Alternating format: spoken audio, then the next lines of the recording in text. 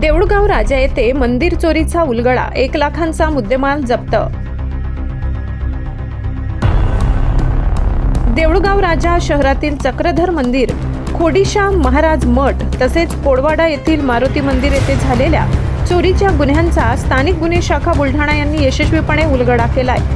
या प्रकरणी 2 आरोपींना अटक करण्यात येऊन एकूण 1,23,700 रुपये किमतीचा मुद्देमाल जप्त करण्यात आलाय। दिनांक 21 जानेवारी 2026 रोजी रात्रीच्या सुमारास अज्ञात चोरट्यांनी संबंधित मंदिरांचे कुलूप तोडून सोन्या चांदीचे दागिने व रोख रक्कम चोरून नेल्याची घटना उघडकीस आली असून या प्रकरणी देऊळगाव राजा पोलीस ठाण्यात गुन्हा दाखल करण्यात आला होता। गुन्ह्याच्या तपासादरम्यान तांत्रिक विश्लेषण तसेच गोपनीय माहितीच्या आधारे पोलिसांनी शेख अन्सार उर्फ छोट्या वय 25 व अरविंद लक्ष्मण शिंदे वय 35 या 2 आरोपींना अटक केली। त्यांच्याकडून चोरीस गेलेल्या चांदीच्या मूर्ती, दागिने तसेच चोरीस वापरलेली मोटरसायकल हस्तगत करण्यात आली। ही कारवाई वरिष्ठ पोलीस अधिकाऱ्यांच्या मार्गदर्शनाखाली स्थानिक गुन्हे शाखा बुलढाणा यांच्या पथकाने केली आहे। या यशस्वी कारवाईमुळे नागरिकांमध्ये समाधान व्यक्त होत असून पोलिसांच्या कार्याचे सर्वत्र कौतुक होत आहे।